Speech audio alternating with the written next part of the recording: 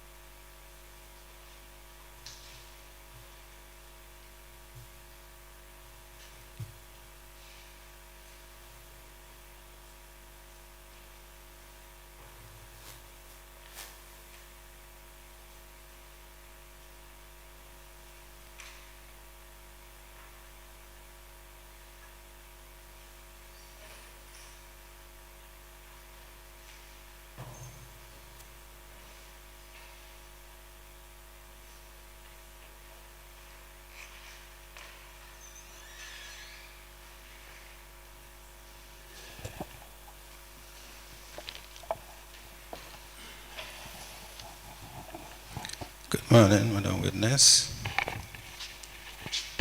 Good morning. Can comfortably place your back on the table. Thank you. And kindly stand here afterwards. Madam Witness, welcome to this Commission of Inquiry into Local Government Councils and related matters. What is your religion? I am a Muslim. Can you speak into the mic, please? I am a Muslim. In which language do you wish to make your testimony? In English.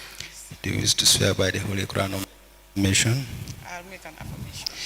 Madam Chair, the witness wishes to make an affirmation. Okay, use your right hand Raise it into and then repeat after me. I, I, Sainabou Martin Sonko, Sainabou Matin Sonko, do solemnly, do solemnly, sincerely, sincerely, and truly declare that, and truly declare that, truly declare that that the evidence the evidence I shall give shall be shall be the truth, the truth, the whole truth, the whole truth, and nothing and nothing but the truth. but the truth. Thank you. You may be kindly seated. Madam Chair, the witness is sworn.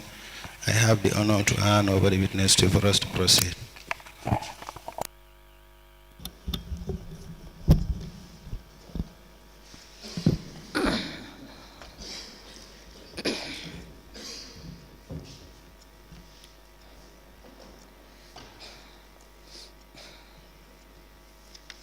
Good morning, Madam Sonko. Please move the mic towards you. Okay.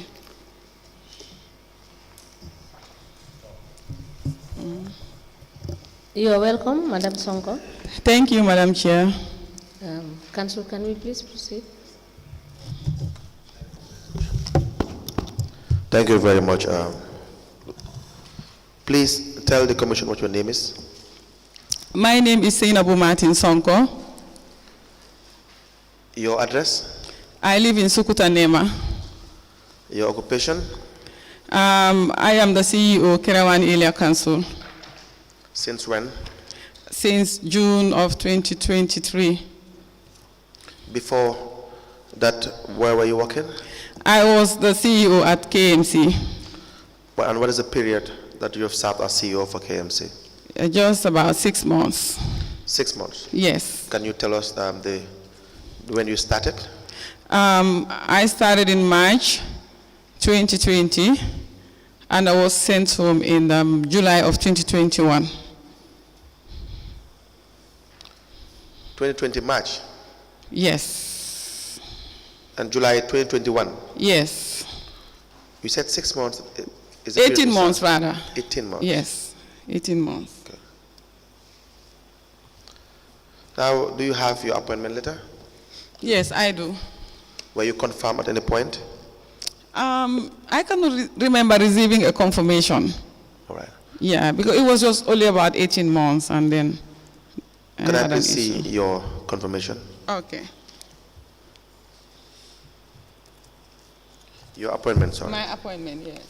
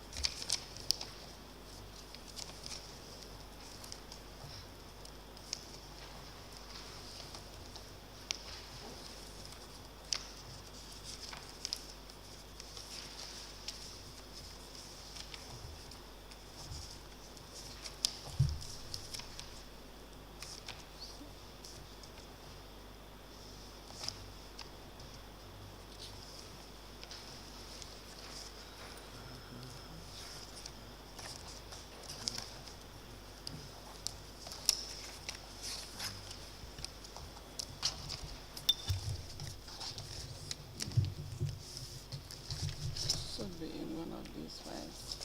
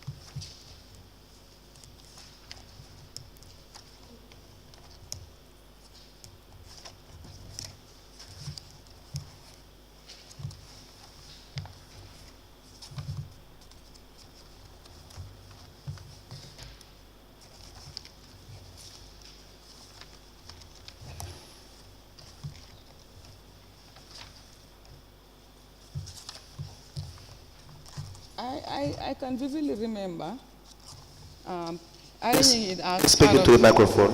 Yeah, I can vividly remember arranging it in this file, but I cannot seem to find it. Okay. But hopefully, I hope to search for it and bring it. Please do that. Yes, thank you. Now, can you tell us what your educational background is? I attended Bundung Primary School. From there, I attended Banjul Secondary Technical School, graduated with a secondary fourth, and proceeded to Nusrat High School. After attending my O-levels, I proceeded to Gambia High School, where I achieved my A-levels. Then I joined the civil service for some time and went back to school. That is the University of the Gambia. I graduated with a BSc in management science. From the university, I secured a scholarship and pursued my master's program at the Ghana Institute of Management and Public Administration, GIMPA, where I attained a master's degree in public sector management. All right. You recall giving a statement and an additional statement to the investigators? Yes, that's right. The statement that you gave is dated the 2nd of March 2020. I believe it has. And the additional statement is the 6th of September 2024. We will show you these statements. Thank you.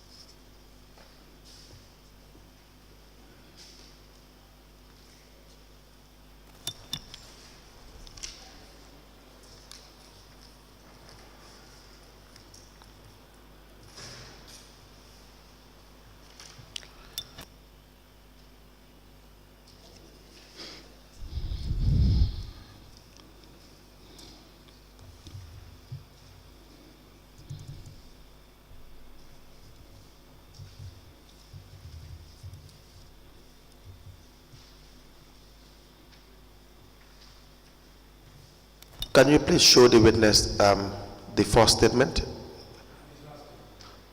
Yes. Is it with you? Vice Chair.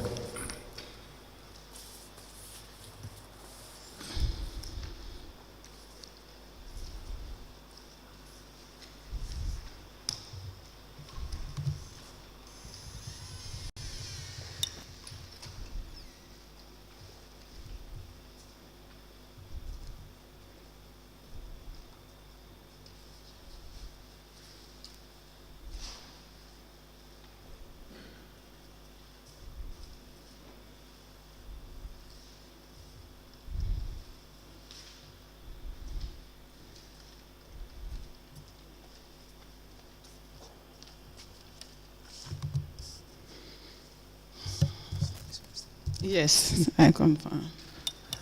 Please go through the statements. You mean my main statement or the additional? Both. The main statement is dated the 2nd of March 2020. Okay. Are you giving that one? I have my copy in my laptop. Yes, so we will give you the original copy that you sent to the commission. Okay. Please go through it. Okay.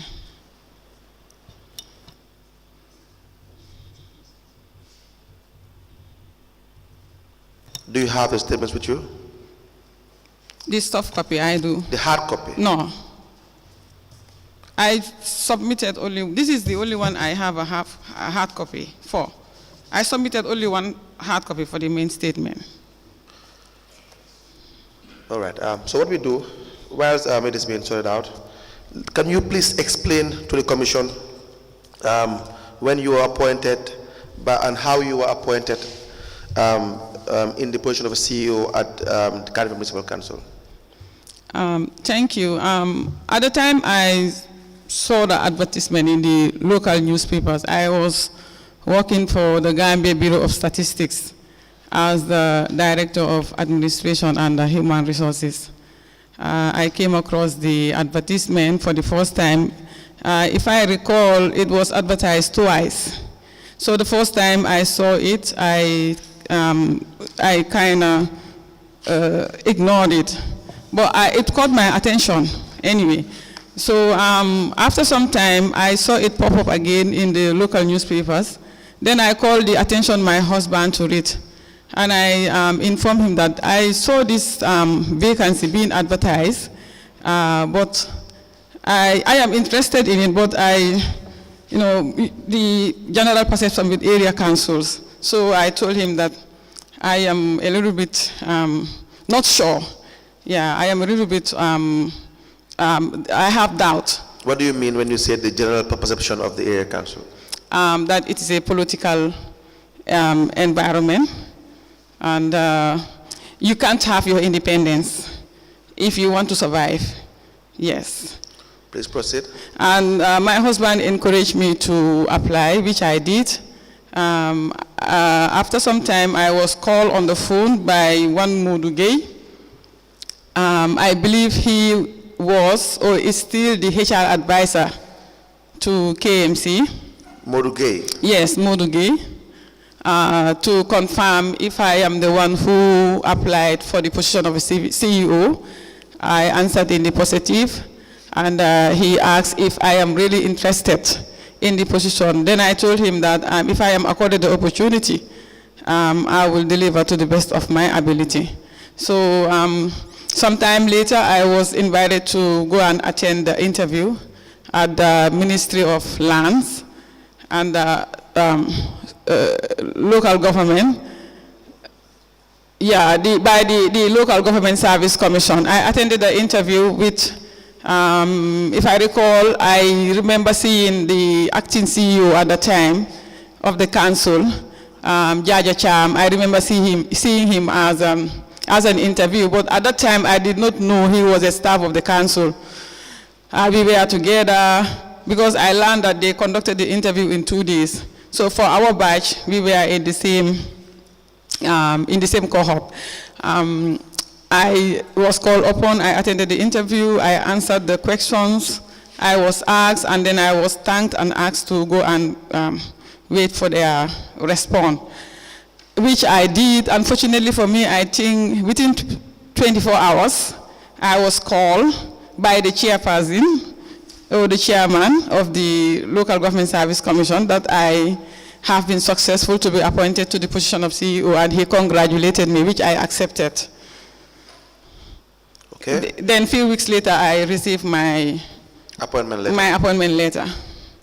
To the position of a CEO? Yes, to the position of a CEO. And you assumed responsibility? Yes, that's right. Now, what was the environment at KMC when you were appointed as CEO? Like I said, my husband encouraged me and told me that the environment has changed. And when I joined them, that's what I thought I found there. That's what I thought I found. So on the surface, the environment was welcoming because I can remember when I reported to work and reported to the Lord Mayor's office, as should be the case, he welcomed me with open arms, and he informed me that he was really pleased that I eventually ended up being appointed as a CEO, because he told me that when he saw me at the interview and the way I interacted with them, he was impressed with my performance. And he was really praying in his mind that I would be appointed as the CEO. That motivated me. With regards to my interaction with my colleagues, It was the same. Everybody was kind of happy to have me as a CEO, given the fact that I am a female CEO. So I settled in quickly. Yes. Your role as CEO, this would probably be defined in your appointment letter. Yes, that's right. Now, how do you understand the function of a CEO working for an area council? Yeah, as stated in my appointment, I am responsible for managing the affairs of the council, the day-to-day performance of the executive, and the administrative functions of the council, and as well as the implementation of all its decisions. And as the accounting officer of the council, it is also my responsibility to supervise, monitor. Are you reading from? From my statement. You don't have to read. Oh. Well, if you. No, I just want to, as stated in my appointment letter, I mentioned that. Yes, but you've worked as a CEO. Yes. You are still a CEO. Yes. You don't have to explain word for word in relation to your statement. You just want to have an understanding. Yes. As to the role of a CEO in relation to, in your understanding. Thank you. From my experience, as a CEO, I am in charge of managing the affairs of the council and implementing the directives of the council in line with the laid down rules and regulations of the local government service. And I also serve as the interface between the staff of the council and the council itself. When I say the council, I mean the chairperson and the councillors. Yeah, anything that requires their attention from the administration, I am the one who forward it to the council for consideration and decision making. Yes, so your roles are also defined in the Local Government Act? Yes. 2002, section 43, where it says, and I will read, the chief executive officers shall manage the affairs of the council and shall be answerable to the council and be subject to its direction and control. Now, 2, a chief executive shall, in the exercise of his or her function, report to the chairperson. Do you see that? Yeah, that's right. This goes on. Number 3, without prejudice to the generality of the provisions of this section, a chief executive shall be an ex-officio member of all committees of the council, be responsible for the day-to-day performance of the executive and administrative functions. That's right. Supervise, monitor, and coordinate the activities of the department of the council. Be accounting officer of council. Be the custodian of all documents and records of council, and perform such functions as are required by the Act or any other enactment. So Section 42 talks about the administration in general, that the chief executive shall be an executive for each council whose office shall be an office in the local government service and shall, subject to these provisions of this Act, be subject to terms and conditions which may be prescribed by the Act. 2, the chief executive shall be appointed by a local government service commission after consultation with the chairperson, who may attend all proceedings and deliberations of the commission when considering the appointment of the chief executive. Now, you have these functions to perform as CEO, correct? Yes. You have your working tools as well, not only the Act. You're familiar with your necessary working tools? Yes, the Local Government Act. Yes. 2002, the Finance and Audit Act, 2004, and the Financial Manual. Yes. Yeah. And so they all explain your accountability. Yes. Responsibility in relation to your functions. That's right. Now, how are you answerable to council? How do you understand that requirement? From my experience, in terms of spending, if the spending amount exceeds the threshold, it should be referred to the council for approval to be given to the administration to go ahead and implement. Yes, and also in terms of, there are certain category of staff that the council can employ. So in those respects, it has to be referred to the council for the council to give the approval for the administration to go ahead and implement the necessary procedures to engage that category of staff. And what is this category as far as you can recall? From grade 1 to 3. Grade 1 to 3? Yes, the council can appoint. All right. Yes. And 3 above? 3 above has to be referred to the local government service commission for appointment. Or in the case wherein the council appoints, must report the appointments to the local government service commission for endorsement.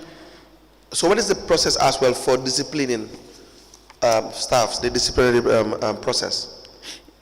The council has a certain right or authority over the category of staff that the council appoints. Yes. Yeah, for staff above that category, it has to pass through the establishment and appointment committee. Yes. When the establishment and appointment committee does their investigation or do their investigation, the recommendations from the committee must be also tabled at the general council for the general council to endorse. And once the general council endorses, must be forwarded to the local government and service commission. How about staffs above grade 3? Yeah, I'm talking about in terms of staff above. Generally? Yeah, generally. Now, in your time as CEO, have you had cause as a council to recommend for the discipline of any staff? I think I can recall few cases. And these cases are? The Director of Internal Audit, Mr. Fufana, and one Omar Jete. Who is Omar Jete? Omar Jete is a license collector, if I recall properly. What happened in his case? He was accused of receiving bribery or was engaged in fraudulent practices. Yes. And his case was forwarded to the establishment and appointment committee. The committee deliberated on it and reached a decision which was forwarded to the general council. The general council passed it or approved. Then we forwarded it was forwarded to the local government service commission. Yes, so that is the process. Yes. Now, the expenditure in council, what is the role of the CEO in expenditure?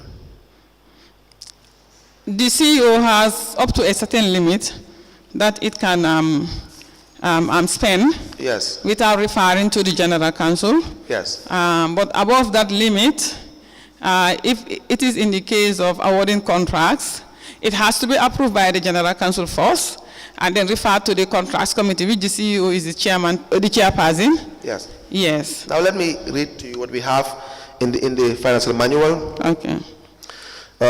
Page 19, section 305, talks about authority for expenditure. It says, the authority to incur expenditure is vested in council through budget approval. The finance director shall not make any payment nor accept any charge in his accounts unless authorized by the chief executive and in accordance with the monetary thresholds approved by each council. Now, as regard the monetary threshold, it should be noted that up to a given amount, the CEO can approve. Up to a certain amount, the CEO is required to consult and seek clearance from the chairman or mayor. Beyond a given amount, the CEO is required to refer such expenditure to council to seek approval. So, going by the manual, there are 3 categories or stages of approval. First is there has to be a threshold passed by the council. Yes. By way of resolution. Yes. That, for instance, the CEO can approve expenditure in relation to amounts starting from $0 to $100,000. Yes. And then beyond $100,000 all the way to $200,000, maybe the mayor should approve. And above that threshold, this council should approve. Yes, that's now, is right. this followed by KMC when you were there? When I was there, I tried as much as possible to ensure that we operate according to the guidelines that dictates our operation. Yes. That is for amounts from 0 to 100, and most of those payments, even in that case, the Lord Mayor was consulted during my time. The Lord Mayor was consulted? Yes.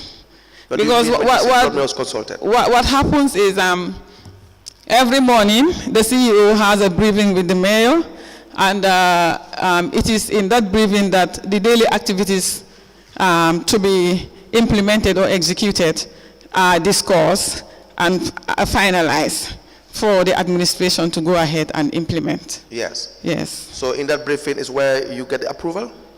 Yes, even for amounts below 100,000. So how do you get the approval? Mostly it's verbal through the mayor. We look at the payments at hand, and he okays the payments. Even for amounts above that, yeah, because I can recall when I first assumed the position of the CEO, there was a list of payment that was presented to me to look into and try to pay them in sequence. Yes. Yeah, to pay them, like to pay one contractor or a supplier, then move to the other contractor or a supplier. It was given to me at the mayor's office. The mayor, if I recall, Kanjura Kani was there, because they said they had issues with those payments before I joined the council. At the time, they had issue with Jaja Cham, and the Jaja was not willing to honor those payments. So when I came in, that is the first thing that I was engaged on, to go ahead and pay them. And some of the amounts were up to 300,000 plus. Do you know why the Jaja Cham would not honor those payments as acting CEO? From what I had, I cannot verify, because I did not discuss with Jaja that Jaja was not happy. Yes, so I think they had some kind of understanding among themselves, Jaja, Kanjura, and the mayor, which Jaja felt that his part of the agreement was not honored. So as a revenge, he decided not to honor those payments. When you came in as CEO, did you verify as to the reasons as to why those payments would not be paid, and then whether they were genuine and refusal or not? To be frank, I did not have time to verify. What do you mean when you say you don't have time to verify? Because this payment was just given to me, and I was asked to go ahead and pay. But you could have verified. I agree. You could have verified. I agree. Yes, because then you know you have your manual to guide you. You have your responsibilities. So therefore, you have a finance director. Was there a finance director at the time? Yeah, I think it was myself and the finance director who were engaged on it. Who was this finance director? Dr. Aluketa. We came in at the same time. Dr. Aluketa? Yes. Now, the payments were eventually approved? Yes. So every morning... The payments on that list was all paid. So every morning, your evidence is that you will have, do you call it an SMT? Or is it a meeting purely between the CEO and the mayor? No, it's different from the SMT. This is a normal routine. Daily briefings? Daily briefing. CEO and the mayor? CEO and the mayor and the finance director. Now, the approvals, if they, so Dr. Keita would always be present, or mostly be present in this? Mostly in Dr. Keita's present, but sometimes too, he was not present. Yes, as well. He was not present. So if the mayor is to say that a certain payment is not approved, would you still go ahead and pay? No, if he advised against it, we do not. You will not pay? No. But would that not be contrary to the dictates of the manual? Because if you do not have the threshold, then it means every other payment will be subject to the direction and control of the mayor or the political authority, if you don't have the threshold. So do you not think that there needed to be a threshold so that you know up to a certain limit, you don't even need to consult the mayor. You have your reporting mechanisms. After, you will be responsible for those payments if anything goes wrong, but then you take responsibility. These are rights given to this the CEO by the manual? Yeah, you are right, Council. But at the time, in our case, we just newly came in and we were trying to settle down. So we relied mostly on the information that was given to us at the time.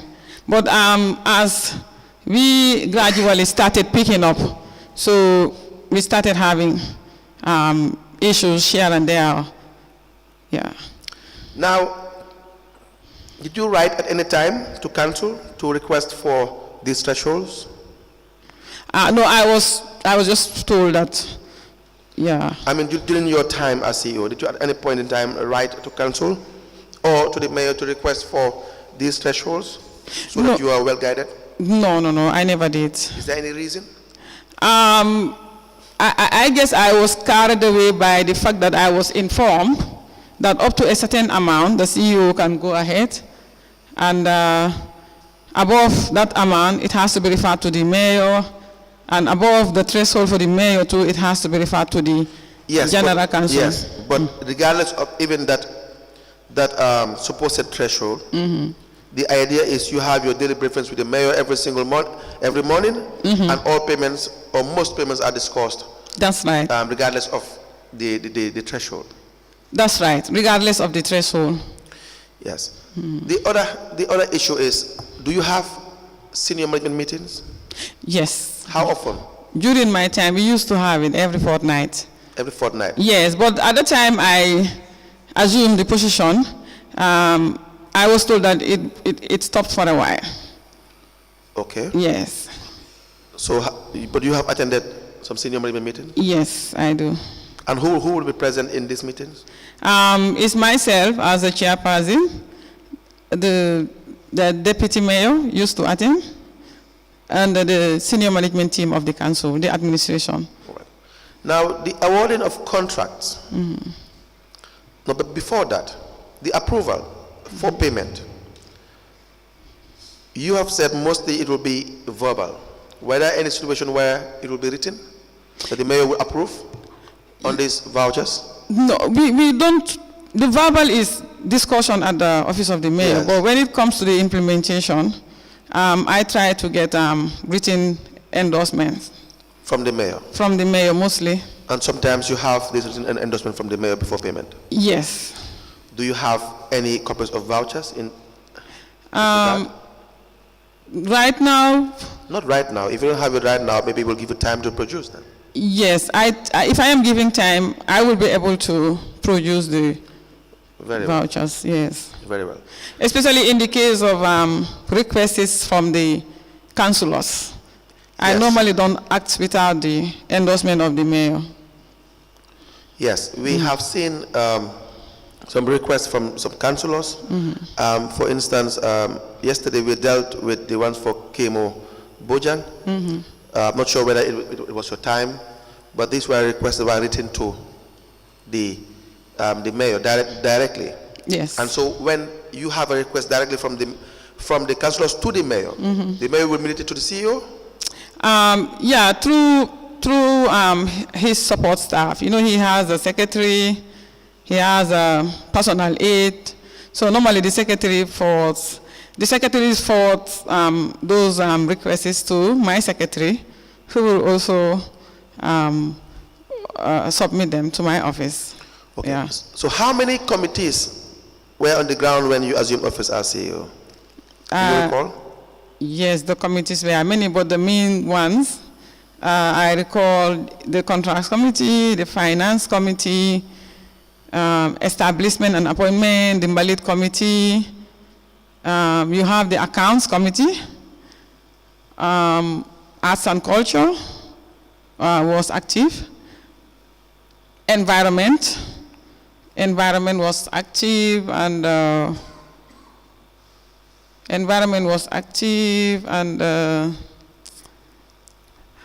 yeah.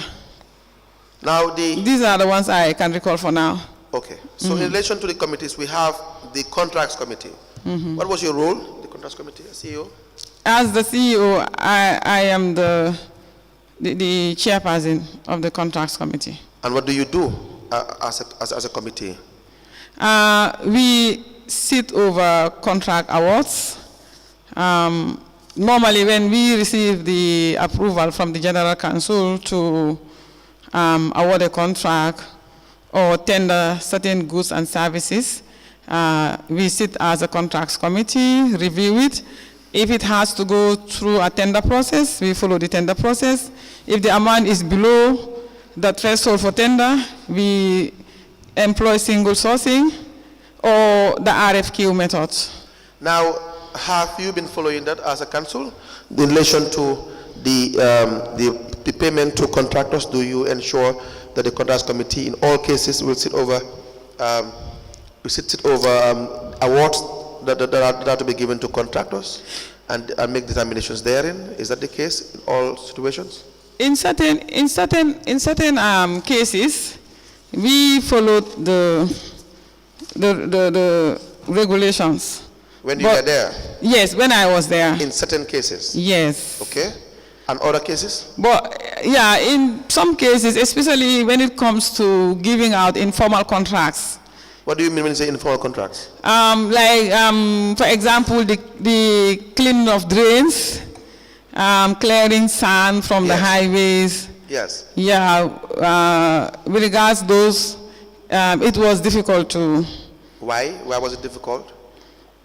From my experience, yes. I used to receive the advice from the Director of Services. Yes. And the Director of Services also would tell me that he was advised, or he was giving a list at the mayor's office for the administration to go ahead and carry out those works.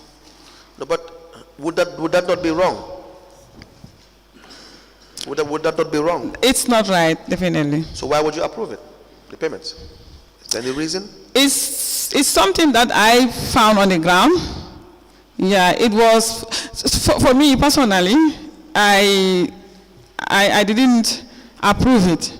And I was thinking of a way to come around it and try to see that this thing does not continue forever. Let me give you an example. Lankara Mosware. You know Lankara Mosware?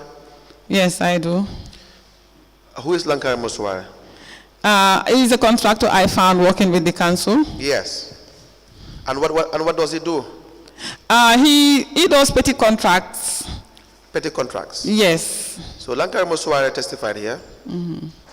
And there were several payments given to Lankara Mosware, or made to Lankara Mosware.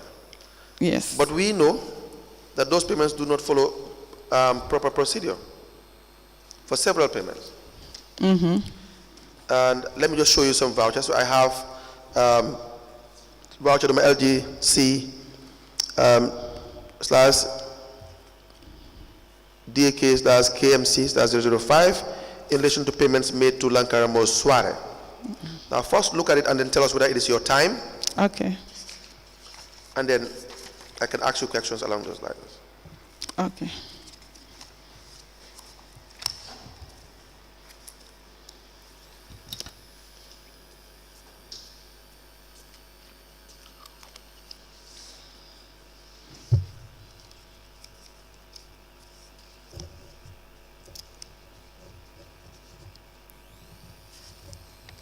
Yeah, the first one is mine.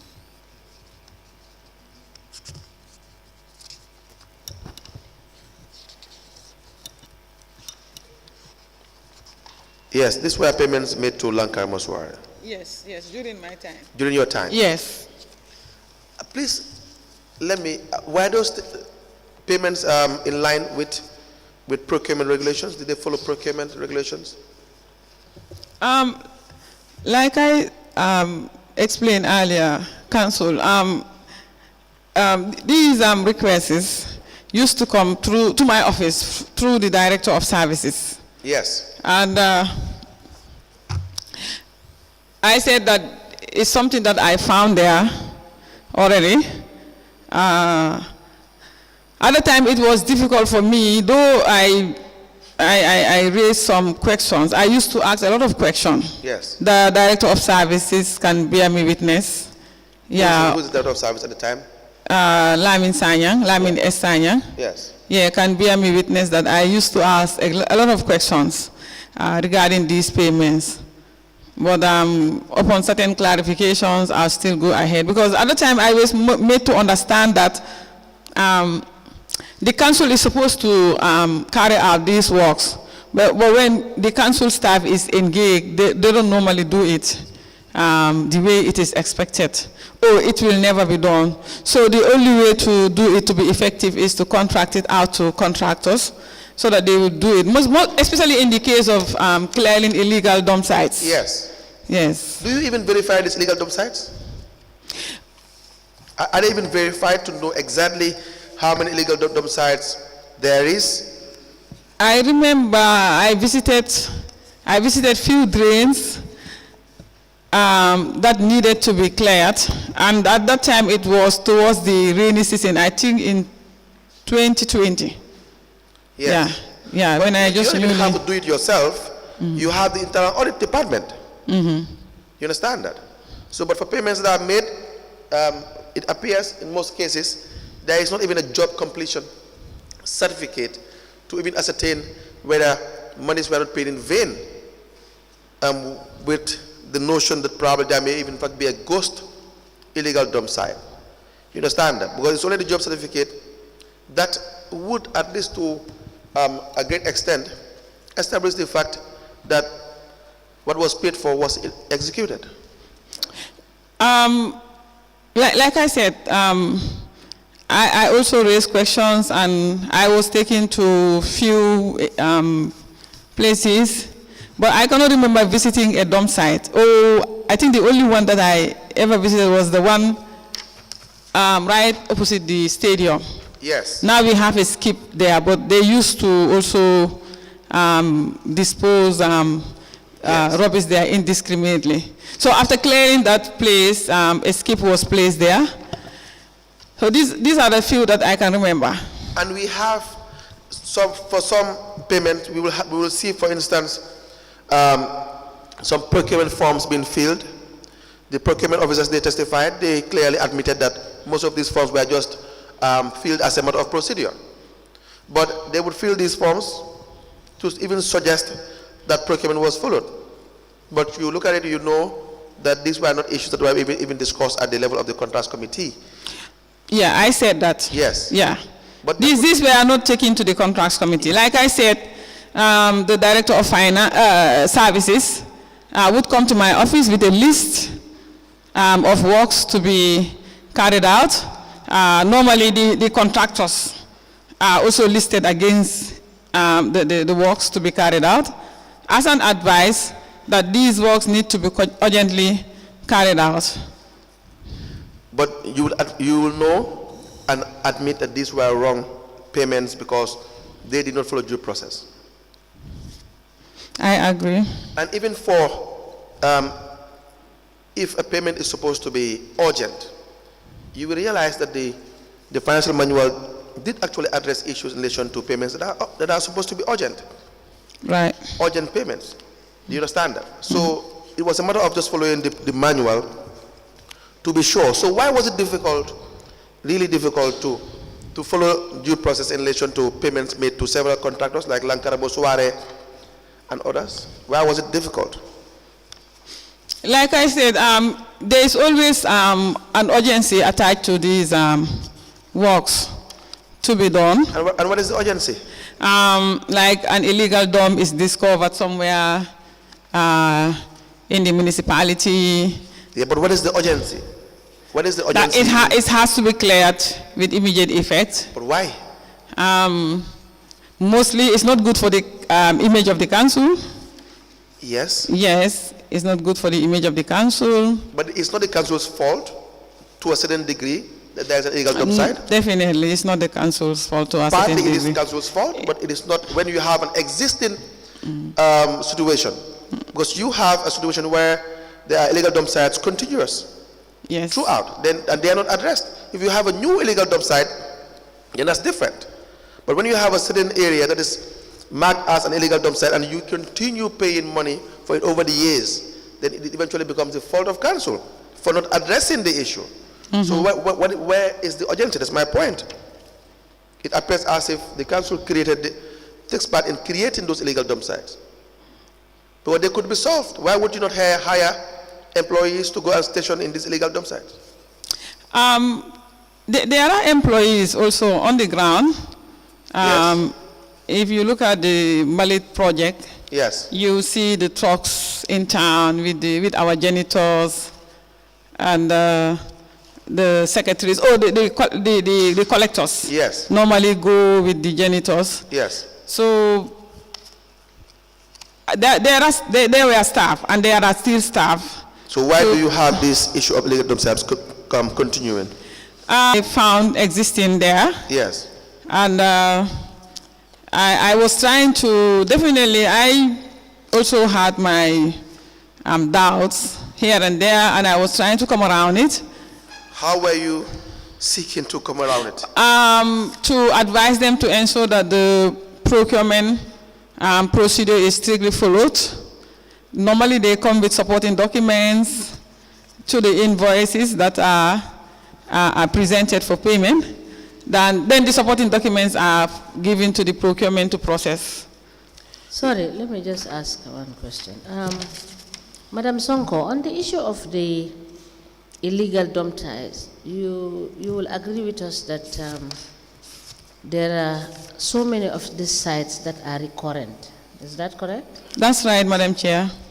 Now, the Environment and Sanitation Unit, don't you think it should have been your duty to make sure that all these illegal dump sites are mapped out, so that when you pay any voucher, you are sure that these are the dump sites that are being referred to in the vouchers, and you work towards making sure that they are cleared, and they are cleared in a way and manner that it will be difficult for reoccurrence.